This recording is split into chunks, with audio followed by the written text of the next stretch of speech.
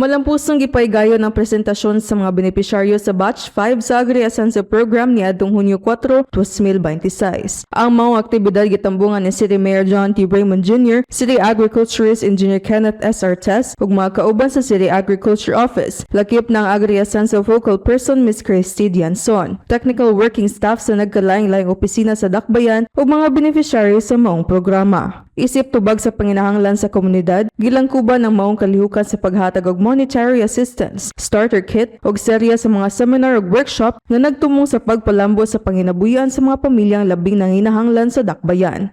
Ang Agri-Ascenso Program usa ka pinalahing inisyatibo sa lokal nga pangagamahanan nga gipanguluan sa City Agriculture Office, inabagan sa Character First, City Cooperative and Manpower Development Office, City Health Office ug City Veterinary Office. Tumong sa maong programa ang pagtabang sa mga poorest among the poor. Nga pamilya pinaagi sa pagtunol og pinansyal nga suporta, kahimanan sa panginabuhian ug mga praktikal nga kahibalo ilabi na sa natad sa agrikultura nga makatabang kanila nga mahimong ligon og independe sa umalabot nga panahon. Ubos sa maong programa ang matag benepisyaryong pamilya gihatagan og oportunidad nga makakat-on sa nagkadayang aspeto nga gikinahanglan sa inadlaw-adlaw nga pamuyo sama sa agrikultura, livestock, kay misugog nutrisyon, financial literacy o character development. Ang Agri-Ascenso Program nagsugod niadtong 2021. Pinaagi sa inisyatibo ni Ms. Christy Dianson. Opisyal kini nga naaprubahan niadtong 2022. Pinaagi sa suporta ni City Agriculturist Engineer Kenneth S. Artes ug sa lokal nga kagamhanan sa Bayawan. Sa panguna ni Honorable John T. Raymond Jr., kauban ng City Council ug sa maong tuiga usab, nahitabo ang launching sa first batch ng mga beneficiaries.